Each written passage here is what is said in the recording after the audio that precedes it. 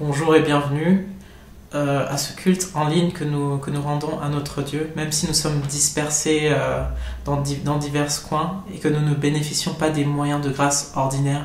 Nous ne voulons pas oublier notre Dieu. Il est digne de louange et d'adoration et nous répondons à sa sainte convocation.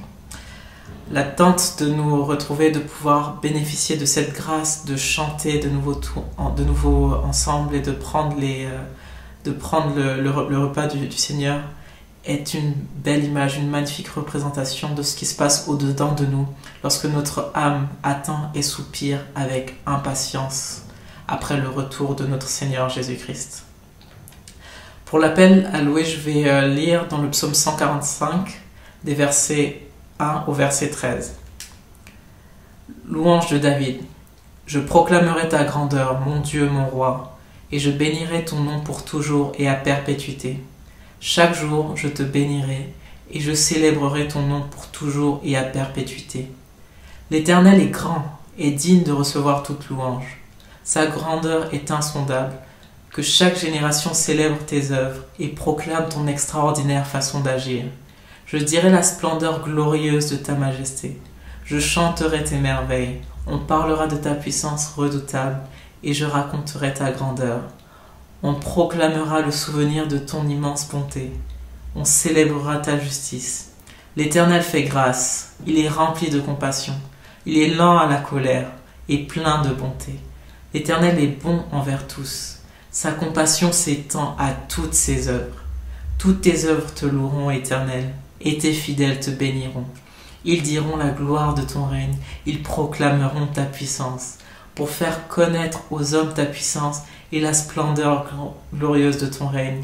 Ton règne est un règne éternel, et ta domination subsiste dans toutes les générations. Amen.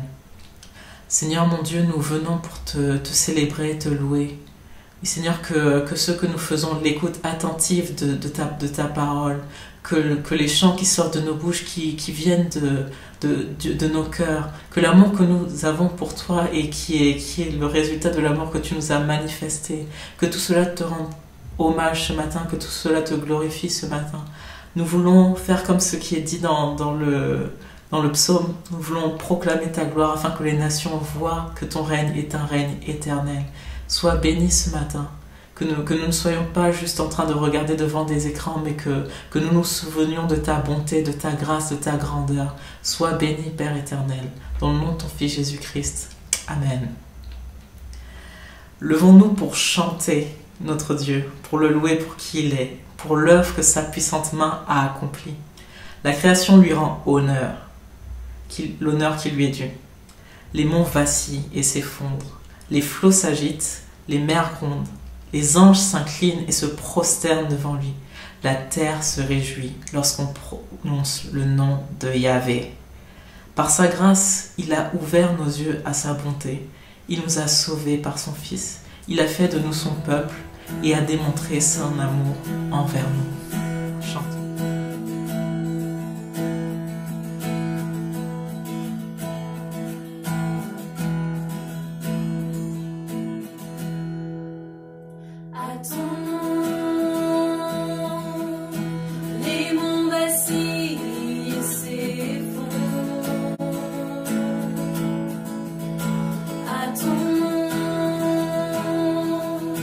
Les flots s'agitent, les mers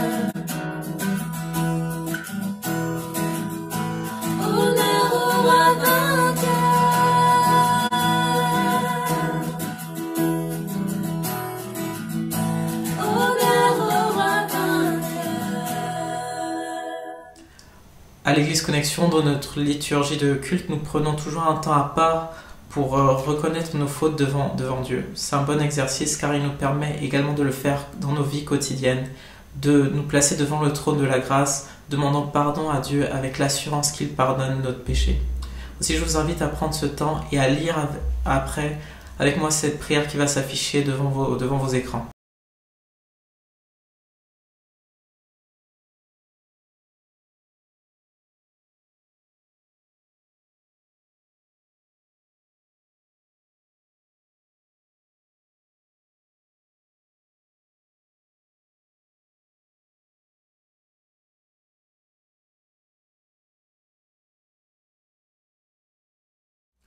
Notre Dieu, notre Maître, tu nous as dit, tu n'auras pas d'autre Dieu que moi, et pourtant, nous courons adorer des idoles et sommes promptes à aimer des choses que tu nous as données plus que toi-même.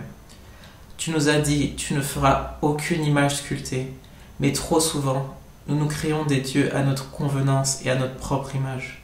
Tu nous as dit, tu n'utiliseras pas le nom de l'Éternel, ton Dieu, à la légère. Et combien de fois nous ne le prenons pas au sérieux, ne le respectons pas et le prononçons avec si peu d'affection. Tu nous as dit, respecte le jour du repos en faisant un jour saint. Et pourtant, nous négligeons le jour du Seigneur et prenons plus plaisir en nous-mêmes plutôt qu'en toi.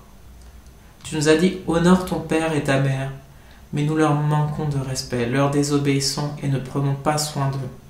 Tu nous as dit, tu ne commettras pas de meurtre, et pourtant nous nous enrageons contre notre prochain au lieu de l'aimer comme nous-mêmes.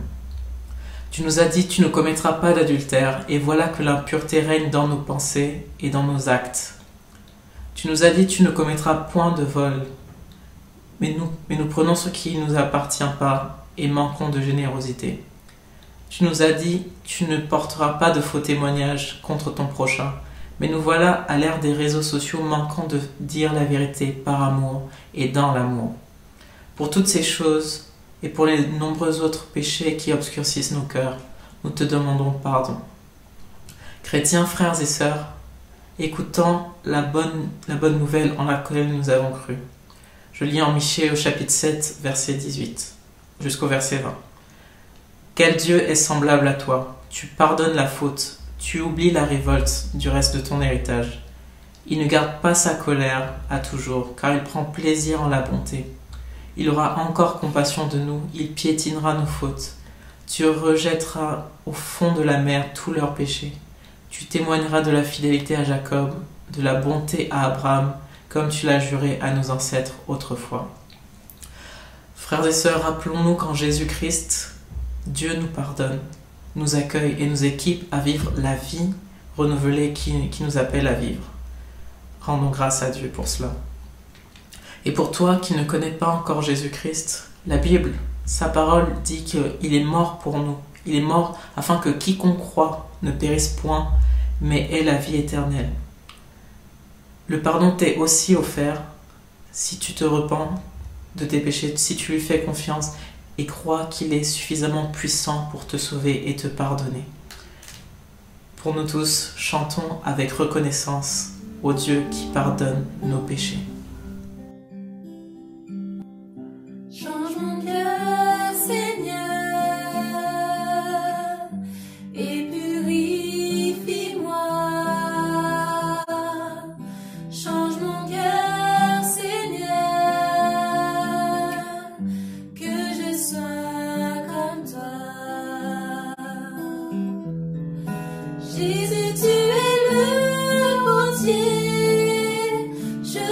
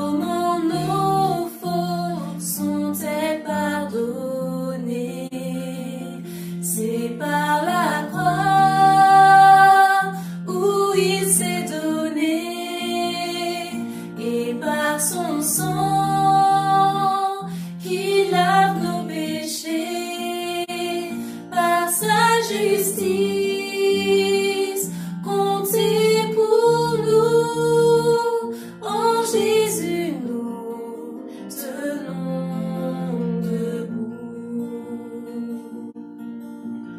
Comment persévérer dans la foi face à nos échecs et nos erreurs? Ils éveillent en nous la peur, le doute. Comment répondre à l'accusateur? Comment pourrons-nous, peuple infidèle, vivre avec Dieu en intimité? Chaque jour nous le déshonorons. Comment nos fautes sont-elles pardonnées? C'est par la croix où il s'est donné, et par son sang qui lave nos péchés, par sa justice, comptez pour nous, en Jésus nous tenons debout. Quand viendra le jour du jugement, où nous verrons notre Créateur, nous pourrons plaider avec confiance l'œuvre accomplie de notre Sauveur. C'est par la croix où il s'est donné, et par son sang qui lave nos péchés, par sa justice, comptez pour nous, en Jésus nous tenons debout. C'est par la croix où il s'est donné, et par son sang qui lave nos péchés, par sa justice, comptez pour nous, en Jésus nous tenons debout.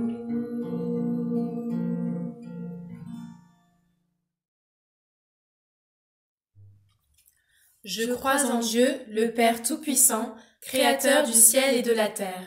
Je crois en Jésus-Christ, son Fils unique, notre Seigneur, qui a été conçu du Saint-Esprit et qui est né de la Vierge Marie. Il a souffert sous Ponce Pilate, il a été crucifié, il est mort, il a été enseveli, il est descendu aux enfers. Le troisième jour, il est ressuscité des morts, il est monté au ciel, il siège à la droite de Dieu, le Père Tout-Puissant. Il viendra de là pour juger les vivants et les morts. Je crois en l'Esprit Saint, je crois en la Sainte Église universelle, en la communion des saints, en la rémission des péchés, en la résurrection de la chair et en la vie éternelle. Amen. Contempler les œuvres de Dieu, le monde est dans sa main.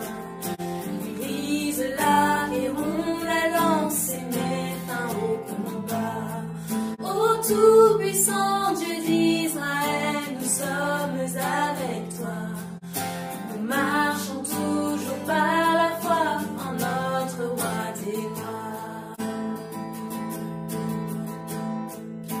Seigneur, tu es pour nous dans les flammes, pour nous un refuge pendant la tempête.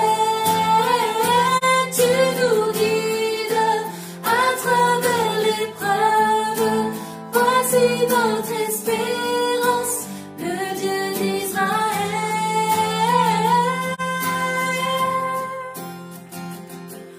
Oh Dieu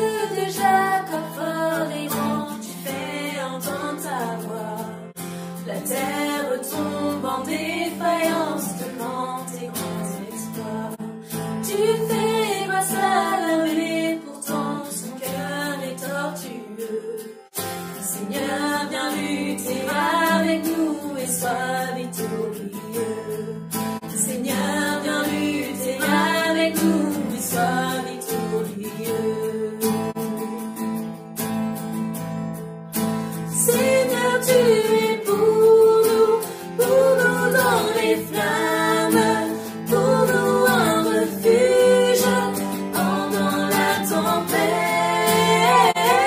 Tu nous guides à travers l'épreuve. Voici notre espérance, le Dieu d'Israël.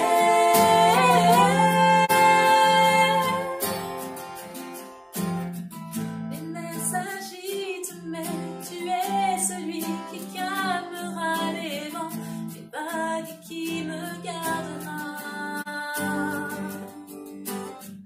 La terre est bouleversée, les peuples grondent, mais j'ai l'assurance, car mon Dieu est souverain. Les mers s'agitent, mais tu es celui qui calmera les vents, les vagues qui me gardera. La terre est bouleversée, les peuples grondent, mais j'ai l'assurance, car mon Dieu est souverain. Seigneur, tu es pour nous dans les flammes, pour nous un refuge pendant la tempête. Tu nous guides à travers l'épreuve. Voici notre espérance, le Dieu d'Israël. Tu es pour nous dans les flammes, pour nous un refuge pendant la tempête. Tu nous guides à travers l'épreuve. Voici notre espérance, le Dieu d'Israël.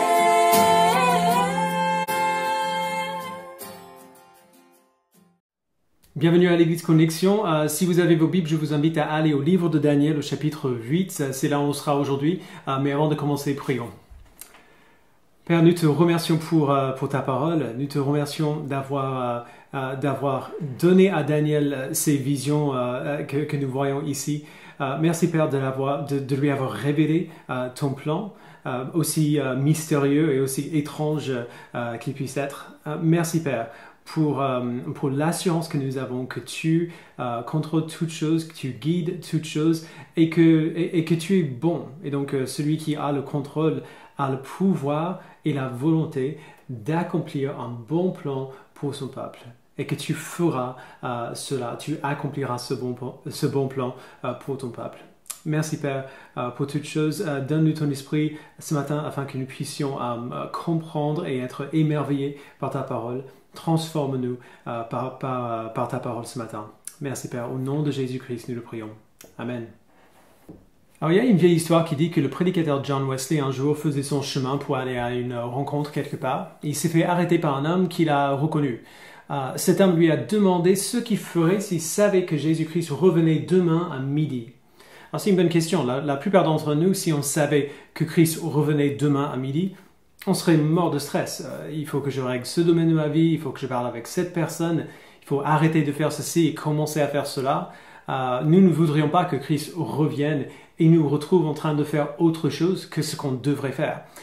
Mais Wesley n'a pas dit tout ça. Il a simplement ouvert son sac, il a sorti son agenda, il a regardé ses tâches, ses rendez-vous pour les 24 heures à venir, il les a lus à haute voix à l'homme, et puis il a dit « Voilà ce que je ferai, cher ami. » Il faut une confiance incroyable en la souveraineté de Dieu et en la bonté de Dieu pour être si simplement fidèle face à l'idée que Christ revienne demain.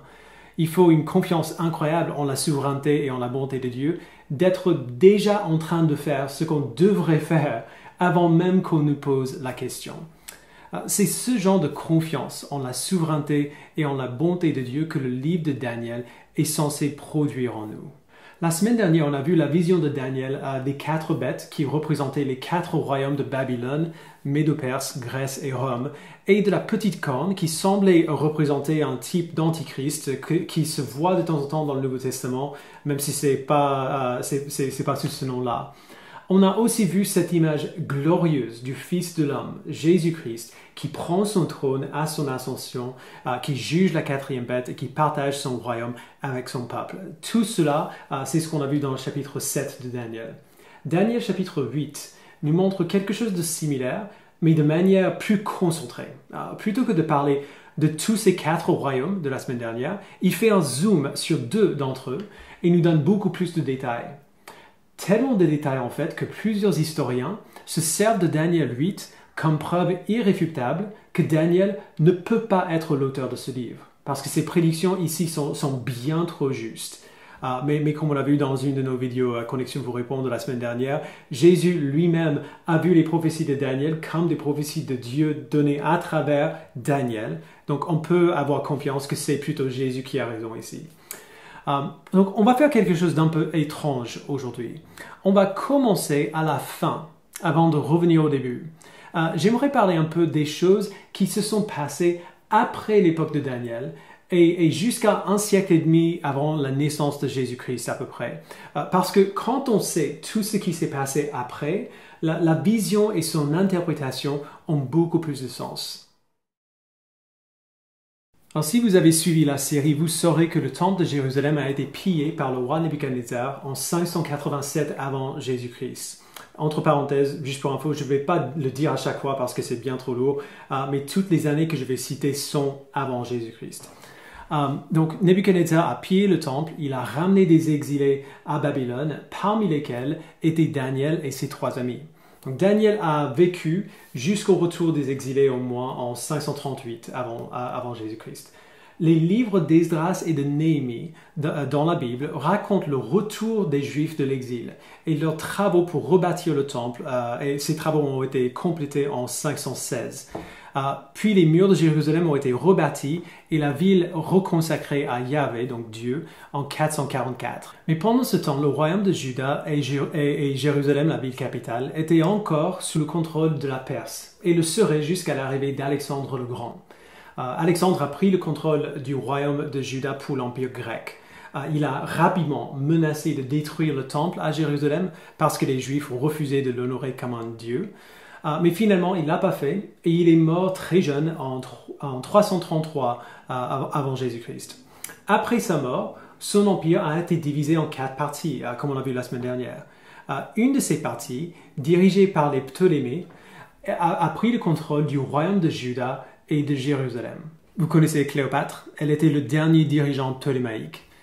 Heureusement, les Ptolémées s'en fichaient totalement des Juifs, et donc il y avait la paix jusqu'en l'an 198 avant Jésus-Christ, quand le roi séleucide Antiochus III a pris le pouvoir. Antiochus III était un des plus ardents défenseurs de l'héritage d'Alexandre. Et ainsi, il a promis de convertir le temple à Jérusalem en panthéon grec. Donc il voulait helléniser les Juifs, c'est-à-dire il voulait les forcer à adopter la culture grecque. Les Juifs qui refusaient de se soumettre à une telle blasphème se sont rebellés contre lui. Leur rébellion a échoué, Antiochus III est mort, et peu de temps après, son petit-fils, Antiochus IV Épiphane, a pris le trône. Donc Antiochus IV a tout de suite repris le projet d'helléniser les Juifs. Et il l'a fait avec une intensité inédite.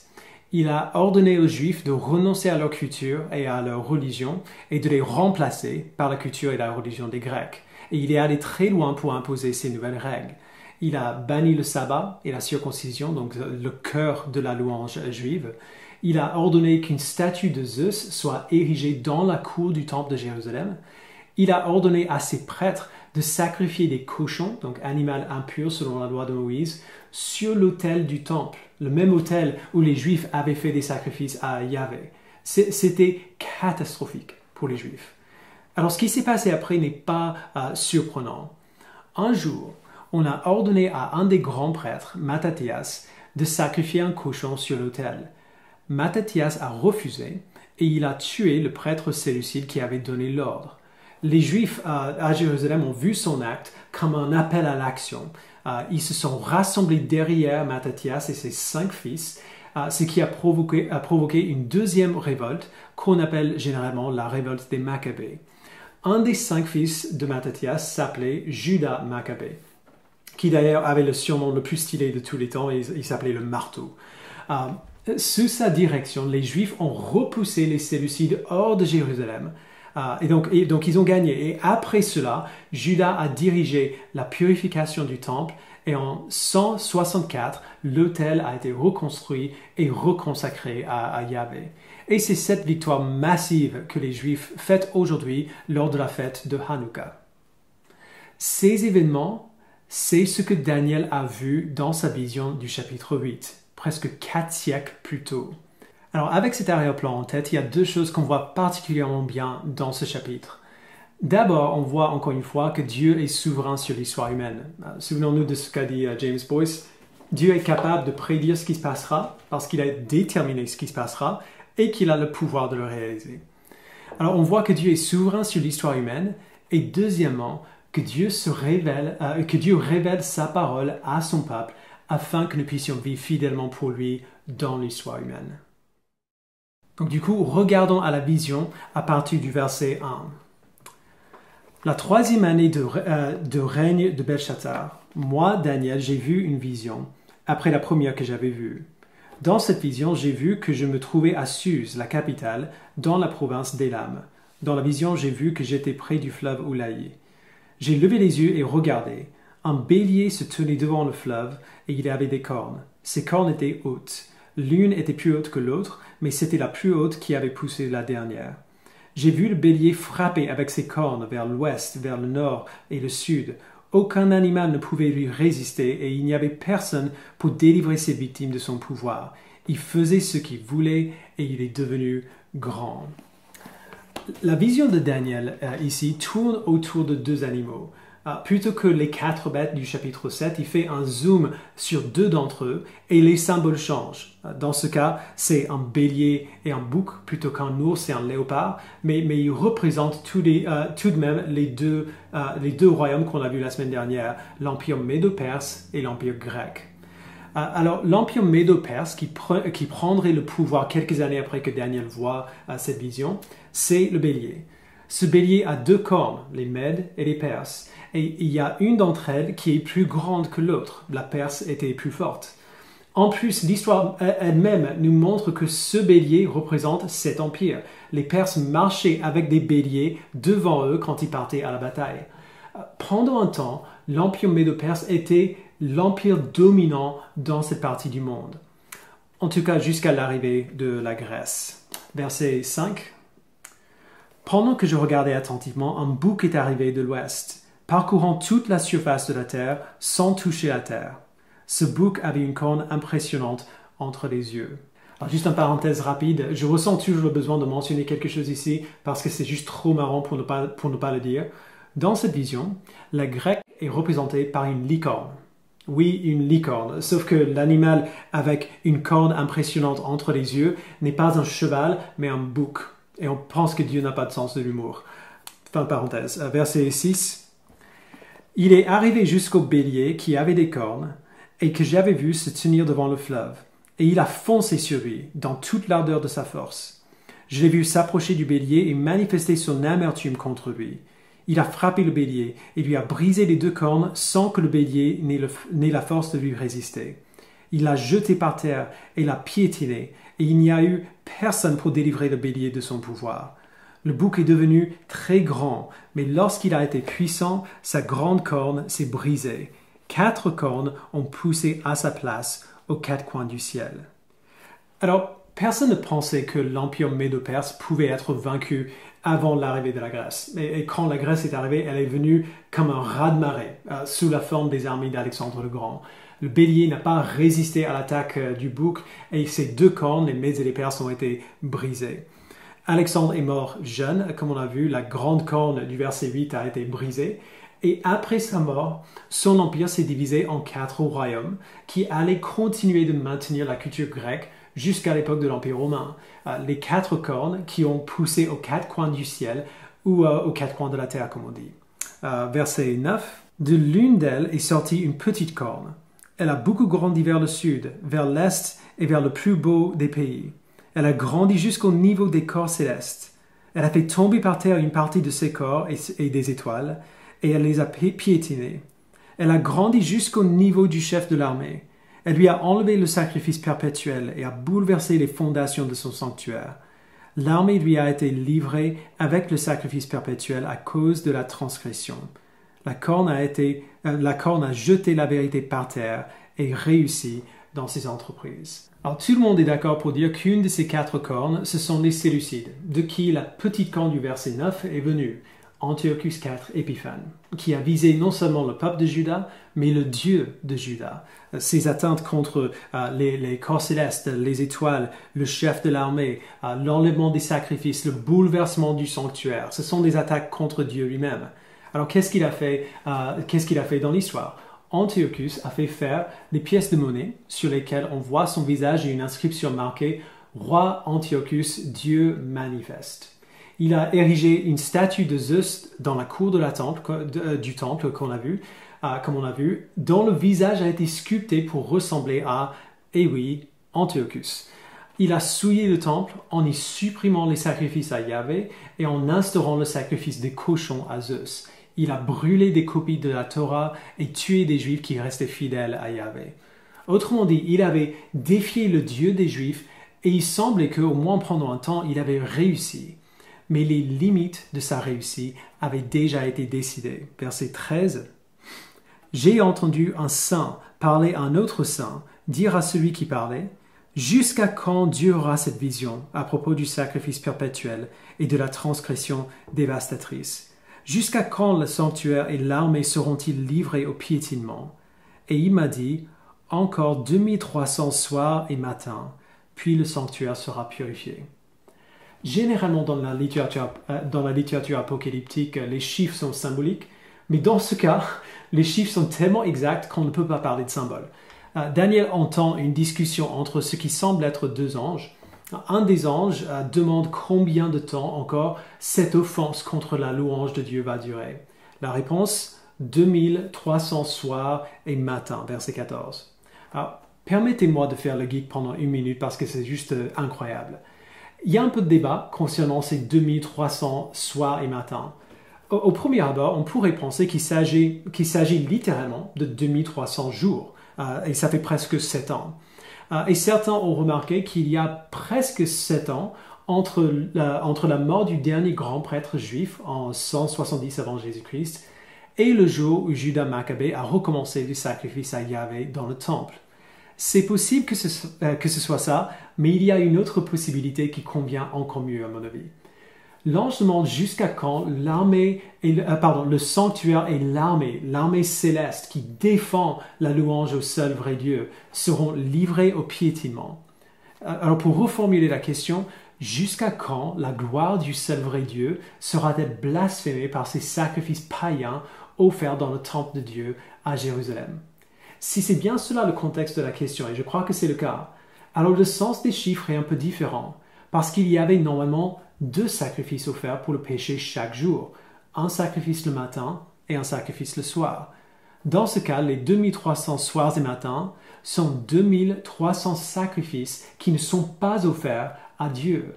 Et ces 2300 sacrifices manquants couvriraient une période de 1150 jours, ou un peu plus de 3 années. Antiochus a mis fin au sacrifice à Yahvé dans le temple en 167 avant Jésus-Christ. Judas Maccabée a recommencé les sacrifices à Yahvé dans le temple en 164 avant Jésus-Christ, un peu plus de 3 ans plus tard. La précision de cette prophétie est simplement hallucinante. Mais nous ne devrions pas être tellement pris par les détails qu'on rate le but. Dieu a placé une date limite aux actions de la petite corne. Encore une fois, il est souverain, même sur quelque chose d'aussi horrible que ça. La petite corne sera permise d'agir, mais seulement pour une durée bien précise. Alors nous, on peut parler de tout cela maintenant parce que nous vivons de ce côté de l'histoire. Nous savons ce qui s'est passé après l'époque de Daniel. Mais Daniel lui-même n'avait aucune idée de quoi il s'agissait. Il a vu la vision comme nous la voyons la première fois qu'on la lit. Un bélier et un bouc licorne, et des cornes qui sortent et qui tombent et qui cassent. Donc évidemment, il a envie de savoir de quoi ça parle tout ça. Et Dieu, dans sa grâce, il répond à son désir de compréhension. Lisons verset 15. « Tandis que moi, Daniel, j'avais cette vision et que je cherchais à la comprendre, quelqu'un qui avait l'apparence d'un guerrier se tenait en face de moi. J'ai entendu la voix d'un homme au milieu du fleuve Oulaï et il a crié « Gabriel, fais comprendre à celui-ci ce qu'il a vu. » Il est alors venu près de l'endroit où je me trouvais. Terrifié à son approche, je suis tombé le visage contre terre. Il m'a dit « Sois attentif, fils de l'homme, car la vision concerne le moment de la fin. » Il y a deux choses intéressantes à noter ici. D'abord, l'ange que Dieu envoie pour expliquer la vision n'est aucun autre que l'ange Gabriel lui-même, dont beaucoup de gens, même en dehors du christianisme, ont déjà entendu parler. Deuxièmement, plusieurs personnes lisent la fin du verset 17 quand Gabriel dit que la vision concerne le moment de la fin, et ils pensent que Gabriel parle nécessairement de la fin du monde. C'est un texte qui parle de la fin des temps. Mais vu le contexte, il est bien plus probable qu'il parle de la fin des personnes et des événements qu'on voit dans cette vision. Donc la fin de la transgression dans le temple. Alors généralement, je trouve suspect des gens qui lisent une prophétie apocalyptique dans la Bible et qui font des liens rapides et faciles entre des symboles et de vraies personnes ou événements, genre ce bouc, ce bélier, c'est forcément ceci ou cela, même avec un argument convaincant, assez souvent ça me semble être un peu trop facile. Mais dans ce cas, on n'a même pas besoin de l'argumenter, parce que la Bible nous dit explicitement que le bélier est un symbole pour l'Empire médo-perse et que le bouc est un symbole pour la Grèce. Alors, lisons ensemble à partir du verset 18 et on va voir les liens se dessiner tout seuls. Verset 18, « Pendant qu'il me parlait, j'étais plongé dans une profonde torpeur, le visage contre terre. Il m'a touché et m'a fait tenir debout là où je me trouvais. Puis il m'a dit, « Je vais te faire connaître ce qui arrivera au terme de la colère, car il y a un moment fixé pour la fin. Le bélier que tu as vu et qui avait des cornes, ce sont les rois des Mèdes et des Perses. Le bouc, c'est le roi de Grèce. La grande corne entre ses yeux, c'est le premier roi. » Donc voilà Alexandre le Grand. Les 4 cornes qui l'ont remplacée, une fois qu'elle a été brisée, ce sont les 4 royaumes qui surgiront de cette nation, mais sans avoir de pouvoir, sans avoir de force, autant de force qu'elle. Donc à la mort d'Alexandre, son royaume se divise en 4 royaumes séparés et moins puissants. Verset 23. À la fin de leur règne, quand les pécheurs auront mis le comble à leur révolte, un roi au visage dur et expert en énigmes surgira. Voilà à Antiochus IV Épiphane. Sa puissance grandira, mais non par sa propre force. Il accomplira d'extraordinaires dévastations. Il réussira dans ses entreprises. Il détruira les puissants et le peuple des saints. Grâce à son habileté, il réussira dans ses manœuvres trompeuses et il aura le cœur rempli d'arrogance. Désireux d'être un Dieu, il se lèvera contre le seul vrai Dieu. Il fera mourir beaucoup d'hommes qui vivaient dans la tranquillité et il se dressera contre le prince des princes. Cependant, il sera brisé sans aucune intervention extérieure. On n'a pas encore parlé de la mort d'Antiochus IV. Il n'est pas mort à cause de la révolte des Maccabées. Il n'est pas mort à la guerre du tout. Il est mort soudainement de causes naturelles, ou Daniel dirait peut-être des causes divines. Verset 26. « Ce que tu as vu à propos des soirs et des matins et qui t'a été dit est vrai. Quant à toi, tiens cette vision cachée, car elle concerne une époque éloignée. » Alors ça c'est sûr. Daniel a reçu sa vision, on voit au verset 1, pendant la troisième année du règne de Belshazzar, ce qui aurait été autour de 550 avant Jésus-Christ. Antiochus IV Épiphane est mort en l'an 164, la même année que la fin de la révolte des Maccabées, presque 4 siècles plus tard. Dieu sait ce qui se passera dans l'histoire, parce qu'il est souverain sur l'histoire. Il sait ce qui se passera parce qu'il le réalisera lui-même. Alors il serait tellement facile de regarder un passage comme celui-ci et de dire « D'accord, Daniel reçoit une vision bizarre, Dieu interprète la vision bizarre et ça s'accomplit. Super. » Et puis on oublie. C'est ce que font beaucoup de gens et encore d'autres sont activement gênés par la nature étrange de ce qu'on voit dans ces visions. Ils sont frustrés que ce genre de choses soit dans la Bible du tout. Cette réaction est beaucoup plus modérée que la réaction de Daniel lui-même. Verset 27, « Moi, Daniel, je suis resté affaibli et malade durant plusieurs jours. Puis je me suis levé pour m'occuper des affaires du roi, mais j'étais effaré à cause de la vision et je ne la comprenais pas. » Si vous avez du mal avec des textes comme celui-ci, Daniel partage votre douleur. Mais il faut qu'on se souvienne que Dieu n'était pas obligé de communiquer avec nous. Il aurait très bien pu créer des êtres humains, puis nous laisser seuls et dire « bonne chance à vous ». Mais il n'a pas fait ça. Il a parlé. Notre Dieu est un Dieu qui parle. Il a parlé au peuple d'Israël par la loi et les prophètes.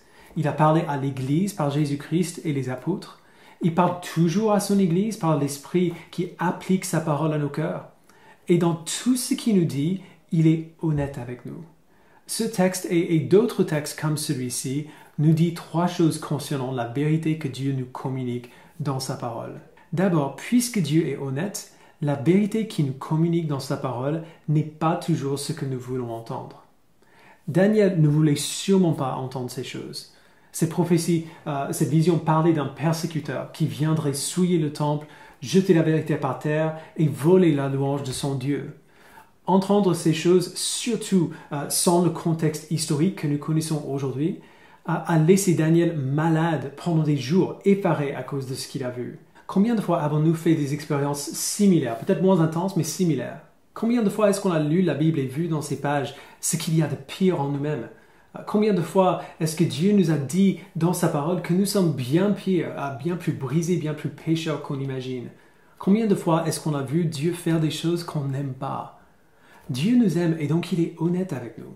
Il ne nous dit pas ce que nous voulons entendre, il nous dit ce qui est vrai. Deuxièmement, puisque Dieu est honnête, la vérité qu'il nous communique dans sa parole ne prend pas toujours la forme que nous préférons. Nous sommes devenus des gens très orientés vers l'efficacité. Donne-moi quelque chose de pratique, quelque chose que je peux utiliser. On a très peu de patience ces jours-ci pour des abstractions ou des symboles. Mais Dieu ne se concerne pas de l'efficacité, telle que nous l'imaginons. Chaque livre de la Bible et chaque type d'écriture dans ces livres a des buts différents. Et comme on l'a vu dimanche dernier, un des buts de la littérature apocalyptique n'est pas simplement de communiquer des informations, mais d'éveiller notre imagination à la grandeur de ce que Dieu fait dans les lieux célestes. Il aurait pu simplement montrer à Daniel les faits sur la Perse et la Grèce, sur Antiochus IV et sa transgression dans le temple, mais il a plutôt tiré le rideau pour montrer à Daniel que derrière les faits ordinaires de l'histoire humaine, des acteurs gigantesques sont à l'œuvre, qui essaient d'aider ou d'arrêter le plan de Dieu, et qu'il y a un Dieu encore plus grand, infiniment plus grand, qui accomplit son plan. La réaction de Daniel à ces choses est tout à fait juste. Elle montre que Daniel a saisi l'immensité des choses qu'il a vues. Troisièmement, puisque Dieu est honnête, la manière dont il communique la vérité dans sa parole est meilleure que ce qu'on aurait préféré. Ou pour le dire autrement, Dieu communique toujours de la bonne manière pour produire l'effet qu'il désire. Qu'est-ce qu'on voit dans ce chapitre? Daniel voit sa vision, il est malade pendant plusieurs jours, et il continue d'être effaré par cela, évidemment. Mais qu'est-ce qu'il fait une fois qu'il commence à se remettre de la vision? Verset 27 encore. « Moi, Daniel, je suis resté affaibli et malade durant plusieurs jours, puis je me suis levé pour m'occuper des affaires du roi. Mais j'étais effaré à cause de la vision et je ne la comprenais pas. » Sinclair Ferguson commente ce verset en disant qu'après que Daniel s'est remis de son expérience, il est retourné au devoir auquel Dieu l'avait appelé. Il ne s'est pas retiré du monde en vue des jours difficiles qui arrivaient. Il n'est pas allé à l'autre extrême non plus pour vivre une sorte de ferveur visionnaire. Il a fait son devoir, tout simplement. L'immensité des révélations de Dieu à Daniel, même si elles l'ont énormément perturbé, ont aussi produit de la confiance en lui. La confiance que son Dieu était plus grand que n'importe quel ennemi, n'importe quelle situation qu'il n'arrivait pas à comprendre. Daniel vivait déjà avec cette confiance depuis un certain temps, et ses visions des chapitres 7 et 8 n'ont pas affaibli sa confiance en Dieu, elles l'ont fortifié. Souvenons-nous que ces visions sont venues avant les événements qu'on a vus au chapitre 6. Daniel a reçu ces deux visions avant d'être jeté dans la fosse au lion.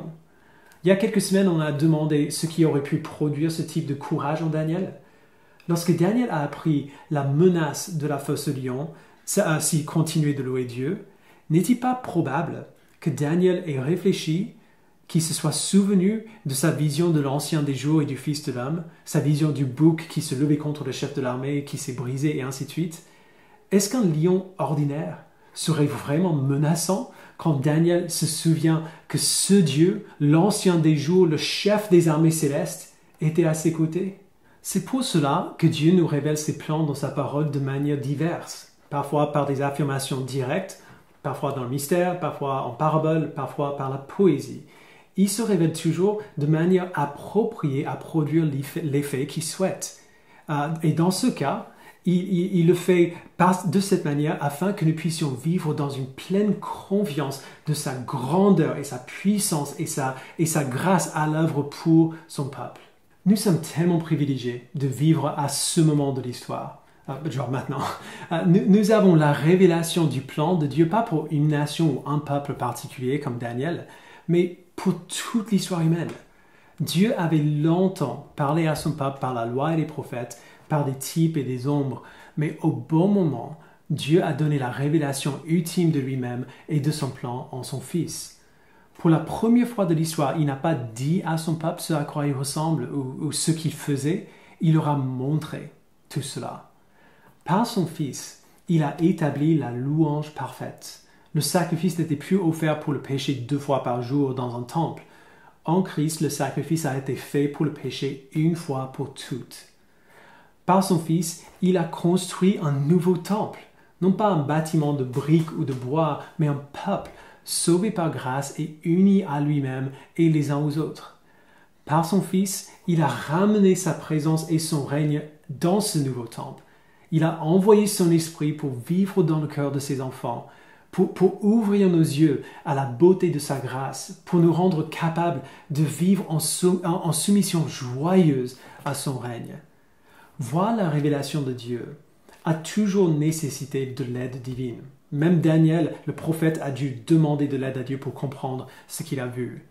Mais Dieu, dans sa grâce, par son esprit, nous donne des yeux pour voir, afin que nous vivions à la lumière de cette victoire finale, afin que nous continuions de nous occuper des affaires de notre roi, que nous vivions fidèlement comme il nous appelle à vivre.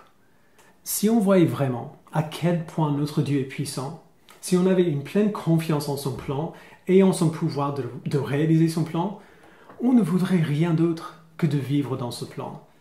Si on voyait vraiment Dieu pour qui il est, tel qu'il se révèle dans sa parole, nos vies seraient des vies de fidélité simple et profonde. Des vies où, si quelqu'un nous demandait ce qu'on ferait si on savait que Christ revenait demain, on pourrait sortir le smartphone, ouvrir l'agenda, regarder à ce qu'on avait déjà planifié et dire « Voilà ce que je ferai, cher ami. » Je vous invite à prier avec moi. Père, merci infiniment pour la grandeur de ta parole, pour la grandeur du contenu de ta parole. Merci d'avoir inspiré les auteurs de la Bible à écrire ce qu'ils ont écrit de la manière dont ils l'ont écrit. Merci Père de ne nous avoir pas dit ce qu'on voulait entendre, mais de nous avoir dit la vérité. Merci de nous avoir donné ta parole sous tellement de formes différentes, qui accomplissent ton plan pour ta parole de manière appropriée. Père, nous pouvons lire des chapitres comme celui-ci, lire des visions comme celle-ci, et ne rien ressentir. On peut le voir comme quelque chose de simplement bizarre, mais sans être nécessairement impressionné par ce que tu nous y dis. Père, je prie que tu nous pardonnes de notre indifférence et que tu ne nous permettes pas de continuer d'être blasés devant ta parole. Donne-nous, Père, d'être tellement impressionnés par la grandeur des images que tu nous donnes ici, par la grandeur de ce que tu as accompli, que nous ayons une pleine confiance en ta grandeur, en ta puissance, en ta souveraineté, Donne-nous, Père, des yeux pour voir, des cœurs pour comprendre et accepter et croire que tu es vraiment ce Dieu-là, que tu es vraiment aussi grand, aussi puissant que cela. Merci, Père, pour ton Fils par qui tu t'es révélé de manière ultime. Merci, qui règne aujourd'hui dans le ciel. Et donc nous, son peuple, ton peuple, n'avons rien à craindre. Merci pour cette assurance. Donne-nous de nous reposer en toi, encore une fois, aujourd'hui et cette semaine. Au nom de Jésus-Christ, nous le prions. Amen.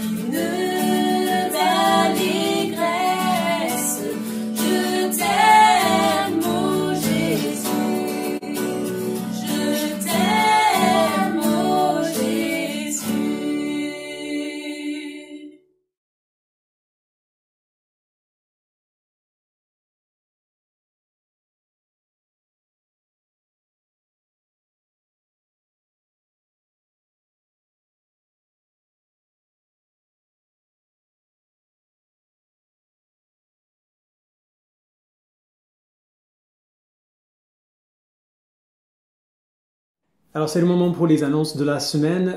Je vous avoue que depuis le début de ces cultes en ligne, cette partie du culte est peut-être la plus difficile pour moi. C'est souvent la même chose, c'est difficile de le varier. Donc du coup, pour cette semaine, je pensais que ce serait bien de demander un peu d'aide.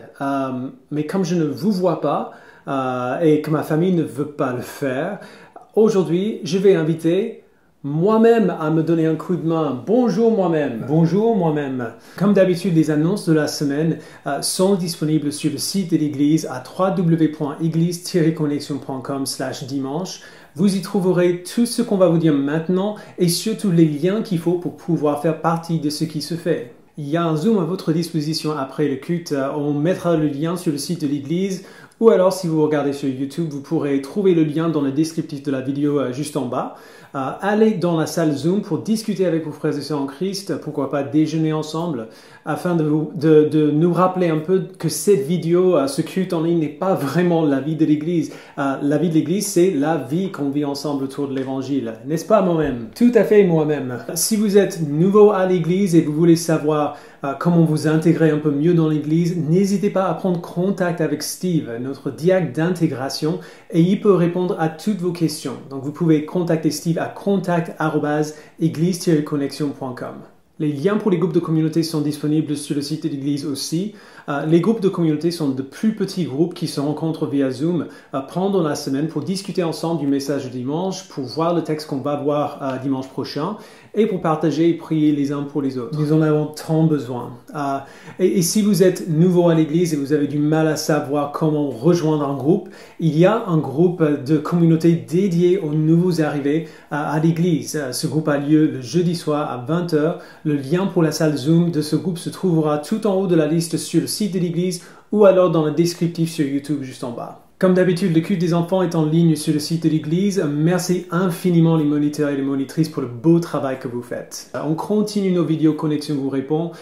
Si vous avez des questions sur le message du dimanche, sur la Bible, sur la foi chrétienne en général, vous pouvez nous les envoyer au 06 66 10 29 55. Et une dernière annonce, c'est la fête des mères aujourd'hui. Si vous êtes maman, merci infiniment pour le travail que vous faites pour élever nos petits frères et sœurs en Christ dans l'évangile de Jésus-Christ. Si vous n'êtes pas maman, vous en avez sûrement une. Donc, appelez votre mère aujourd'hui pour lui dire merci. Oui, que Dieu vous bénisse, chère maman.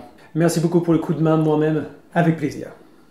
Et nous terminerons sur la lecture de 2 Timothée 3, 14 à 17. Donc l'apôtre Paul écrit à Timothée, et je peux le prier que vous aussi, vous ayez cette même assurance.